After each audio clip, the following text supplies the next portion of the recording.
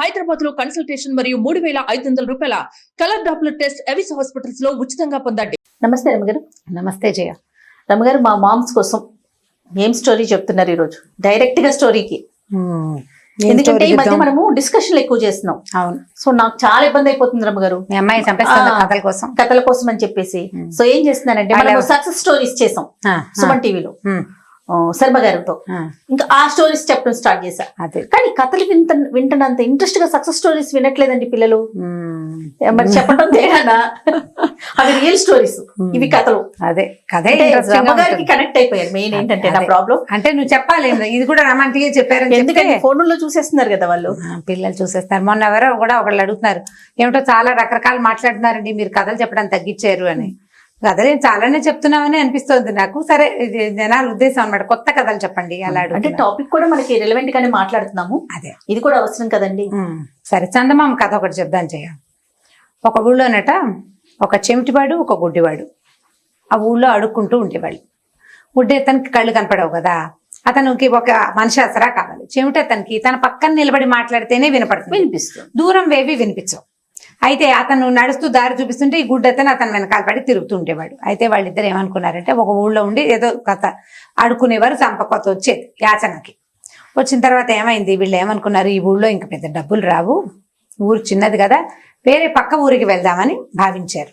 భావించి సరే ఇద్దరు కలిసి నడిచి ఆ అడవి దారి గుండా వెళ్తుంటే ఏమనుకున్నారంటే ఏదైనా ఒక ప్రత్యేకమైనవి దారిలో దొరికితే వాటిని కనుక మోసుకెళ్తే అక్కడికి వెళ్ళాక కూడా మనం యాచనే ఎందుకు చేయాలి, ఏదైనా పని చేసుకుని బతకడానికి అవకాశం ఉండే వస్తువులు ఏవైనా ఇక్కడ దొరికితే పట్టుకెళ్దాం అనుకున్నారు. ఇద్దరు నడిచెళ్తుంటే ఈ గుడ్డతనికి దూరంగా ఒక గాడిద ఓండ్ర పెడుతూ వినపడితే ఏమన్నాడు, ఏమయ్యా అన్న ఎక్కడో గాడిద ఓండ్ర పెడుతోంది, ఎవ్వరు లేరు, మనుషుల సౌండ్ వినిపించట్లా, గాడిద సౌండ్ ఒకటే వినపడుతోంది, అది ఒక్కటే ఉంది, అందుకే పిలుస్తోంది, ఎక్కడుందో వెతుకు, గాడితే దాన్ని మనతో పాటు తీసుకెళ్దాం, సామాన్లు మోయటానికి ఉంటుంది అన్నారు. వీళ్ళిద్దరి దగ్గర చెరో బట్టల మూట ఉంది. సరే ఏం చేశారు, గాడిద కనపడింది, ఓ చోట కట్టేశారు, మనుషులు ఎవ్వరూ లేరు. ఆ గాడిదను ఊడదీసి వెనకాల తెచ్చుకున్నారు.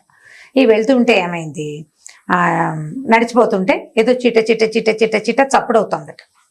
చెవిట తనకు వినపడదు కదా. ఈ గుడ్డతను అన్నాడు, ఏదో నడుస్తున్న శబ్దం అవుతుంది, ఏం నడుస్తుందో చూడమన్నాడు.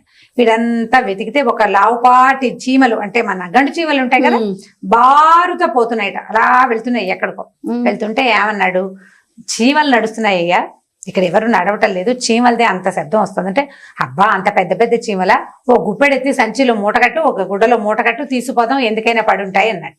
అంటే ఇతను ఏం చేశాడు, అంగాస్త్రం పరిచి దాని మీదకి చీమలు ఎక్కేలా చేసి మట్టితో సహా వాటిని మూట కట్టేశాడు. అవి ఆ మట్టిలోనే గుడ్డ మూటలోనే తిరుగుతూ ఉంటాయి. మూట కట్టేసి చీమలు బయటికి రాలేవు కదా, పొట్ల మూట తీస్తే వస్తాయి కవర్లో ఉన్నట్టుగా. ఆ మూటను కూడా ఈ గాడిద మీద పడేశారు, ఇసుక మూటని, దాంట్లో పాటు చీమలు ఉన్నాయి. అక్కడి నుంచి ఇవాళ సామాన్లు ఉన్నాయిగా, ఈ గాడిద మీద పడేసి నడుచుకుంటూ పోతుంటే ఏమైంది, ఒక చెరువు పక్క నుంచి వెళ్తుంటే ఒక చాకలి బాణ, చాకళ్ళు అంటే బట్టలు ఉతికేవాళ్ళు, బట్టల్ని కమ్ము బిడవటం అంటారు, మీకు ఆ పద్ధతి తెలుసా? కమ్ము బిడవటం అనే మాట విన్నారా? వినలేదు. పాత మాట ఇది. కమ్ము బిడవటం అంటే ఏంటంటే ఏం చేస్తారు, ఈ చెరువు గట్టు మీదే మంట పెట్టి ఓ బాణ పెడతారు, దాని మీద దాంట్లో చాకల సోడా అవి వేసి బట్టలు అందులో వేసి ఉడికిస్తారు తెల్లగా రావడానికి. తెల్ల బట్టల్ని కావి రంగు వచ్చేస్తే కొన్నాళ్ళకి చెరువు నీళ్ళకి అదే కమ్ము బిడవటం అని చేసేవాళ్ళు. కమ్ము పిడిచి తీసుకురమ్మంటే అదేం చేస్తారంటే ఈ దీంట్లో వేసి కాస్టిక్ సోడా అనేది చాకల సోడా వేసి బాగా ఉడికిస్తారు. ఉడికించిన తర్వాత బట్టలు చల్లారాక తీసి జాడి చారేసి తెల్లగా వస్తాయి అనమాట, మురికి వదిలిపోతుంది. ఆ బాణ ఒకటి ఉంది, ఎవరు మనుషులు లేరు, బాణ ఒకటి కనపడిందని ఆ బాణ కూడా ఎత్తి గాడిద మీద వేసుకున్నారు. పోతుంటే వాన రావడం మొదలుపెట్టింది, చినుకులు పడుతున్నాయి, వాన వస్తుంటే సరే ఏమనుకున్నారు, ఎక్కడైనా వెళ్ళి నుంచోవాలి, ముందెళ్ళి ఓ చెట్టు కింద నుంచుంటే వాన పడిపోతాను. సరే ఇట లాభం లేదు, ఏదైనా ఇల్లు వాకిలో తోట దొడ్డు ఏదో కనపడుతుంది అని దబదబా వానలో పరిగెత్తుకుంటూ ముందుకెళ్ళారు. వెళ్ళేసరికల్లా ఏమైంది, వాళ్ళకి ఒక పెద్ద ఇల్లు కనపడింది, నిర్మానుష్యంగా ఉంది, ఎవరు లేరు అందులో, ఖాళీగా ఉంది ఇల్లు. ఖాళీగా ఉండేసరికల్లా ఒక ఖాళీ ఇల్లుంది తమ్ముడు, అందులోకి వెళ్దామని చెమిటతను అన్నాడు. అనేసరికల్లా గుడ్డెతను అన్నాడు, మనం నమ్మలేము, ఇట్లా నిర్మానుష్యంగా ఉండి అడవుల్లో ఇల్లు అంటే రాక్షసుల ఇళ్ళు అయి ఉంటాయి అవి, ఏ దయ్యమో రాక్షసు ఏ తెల్లారుజామునో వస్తే చస్తాము, వద్దు మనం అందులోకి వెళ్ళదంటే, ఇంకా నయం, వానకి మనము తడిసిపోతున్నాం, గాడిద తడిసిపోతుంది, బట్టపాత అన్ని తడిసిపోతున్నాయి, ఏం పర్వాలేదు, ఏ రాక్షసులు వస్తే నేను చూస్తాగా, పద లోపలికి వెళ్దామని చెప్పేసి ఆ తలుపు దోసుకుని లోపలికి వెళ్ళారు. తలుపు బయట గొళ్ళెం పెట్టుంది, గొళ్ళెం తీసుకుని లోపలికి వెళ్ళారు. వీళ్ళు లోపలికి వెళ్ళి ఏం చేశారు, లోపల చూసేసరికల్లా చక్కగా అన్నం గిన్నం అన్ని వంట చేసి పెట్టుద్ది. కూరలు నారలు ఉడికించున్నాయి, పళ్ళు ఉన్నాయి.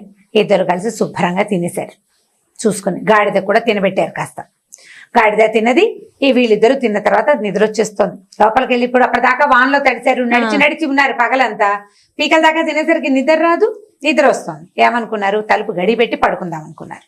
తలుపుకి అడ్డంగా గడి పెట్టేసి చెరుకో పక్కన పడుకుని నిద్రపోవటం మొదలు పెట్టారు.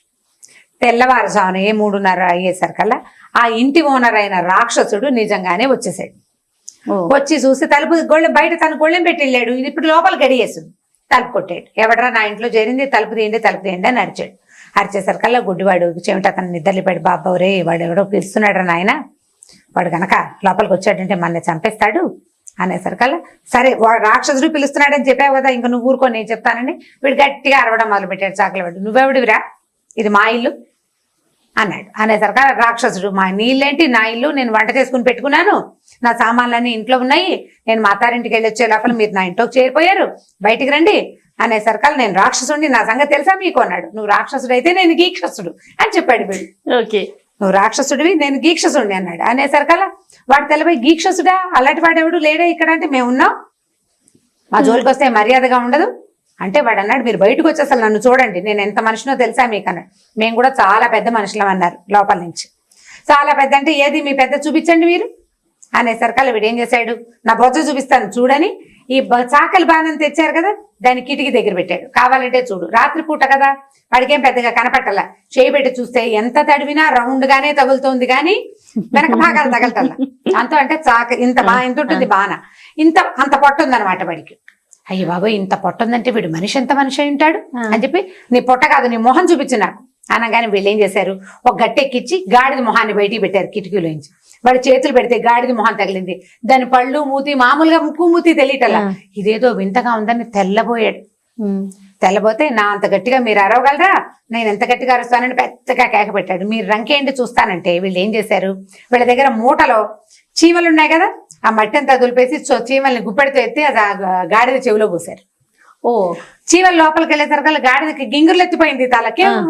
ఎలా అరుస్తుంది గాడిద, లోపల భయం వచ్చేసింది దానికి. పెద్దగా ఓండ్ర పెట్టింది. ఆ ఖాళీ ఇంట్లో తెల్లవారుజామున గాడిద ఓండ్ర కర్ణ కఠోరంగా వినపడేసరికల్లా రాక్షసుడి భయం వేసింది. అమ్మో ఇదేదో మొహము, అదేమిటో పొట్ట, ఈ గొంతేమిటి ఇంత వికారంగా ఉంది, ఇది అరిస్తే గీక్షసుడు ఎవడో నాకు చాలా భయంగా ఉందని వాడు కాస్త పారిపోయాడు. వీళ్ళు తెల్లారేదాకా పడుకుని లేచి చూస్తే ఆ ఇంట్లో బోళ్ళు చోట్ల రత్నాలు రాసులుగా బోలెడంత బంగారం, రాళ్ళు రప్పలు చాలా చెమిటివాడికి కనిపించినాయి. చెప్పాడు. రెండో వాడికి కనపడవు కదా, గుడ్డివాడికి రత్నాలు ఉన్నాయి, మాణిక్యాలు ఉన్నాయి, బొళ్ళు ఉన్నాయి అంటే అన్ని మూట కట్టేద్దామన్నారు. ఈ గుడ్డివాడు కూడా ఏం చేశాడు, చేతులతో జవరి మొత్తం వస్తువులన్నీ మూటలు కట్టి ఈ గాడిద మీద వేసుకుని తీసుకుపోయారు బయటికి. ఈ రాక్షసుడి ఇక్కడి నుంచి పారిపోయాడు కదా, పారిపోయిన వాడు ముందు రోజు రాత్రి వెళ్ళిన అత్తారింటికి మళ్ళీ పరిగెత్తాడు.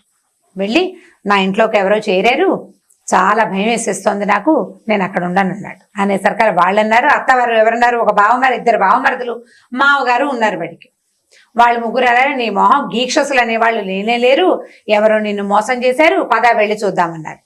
తీరా అక్కడికి వెళ్ళేసరికల్లా ఇల్లేమో తలుపు తెరిచింది, శుభ్రంగా ఉన్నదంతా ఊడ్చేశారు. ఏమీ లేదు, లోపల రత్నాలు రాసులు వాడితో తెచ్చి పెట్టుకున్నాడు, ఏమీ లేవు. లేకపోయేసరికల్లా వీళ్ళు ఎవరో మనుషులే ఇలా మనని మోసం చేశారని గ్రహించి వాళ్ళని వెతుకుతూ బయలుదేరారు. వీళ్ళు కొంత దూరం వెళ్ళిన తర్వాత ఈ వెనకాల వస్తున్న వాళ్ళ దబ దబ దబ కాళ్ల మోతలు గుడ్డెతనికి బాగా వినపడుతుంది కదా, వెనక నుంచి మనుషులు వస్తున్నారు, ఎవరో వస్తున్నారు, శబ్దం బాగా అవుతుంది. నలుగురు వస్తున్నారు. వీళ్ళు మామూలు సైజు మనుషులు కాదు, పెద్ద పెద్ద భారీ కాయలని తెలుసుకున్నారు. సో ఇప్పుడు రాక్షసుడు వాడి చుట్టపక్కలు వస్తున్నారని అనుకుని వీళ్ళు ఏం చేశారు, చెరుకో చెట్టు ఎక్కి కూర్చున్నారు. చెవిటి అతను ఏం చేశారంటే గుడ్డబ్బాయిని చెట్టు ఎక్కిచ్చాడు. నువ్వు ఇక్కడే కూర్చో, గాడిదని ఒక పక్కన కట్టేశారు. తను ఇంకో చెట్టు ఎక్కి కూర్చున్నాడు. తను ఈ చెవిటి వాడికి దాక్కోవడం తెలిసింది. మనుషులు కనపడుతుంటే వాడికి కళ్ళు కనపడతాయి కదా, వాళ్ళకి కనపడకుండా చెట్టు గుబురులో దాక్కున్నాడు.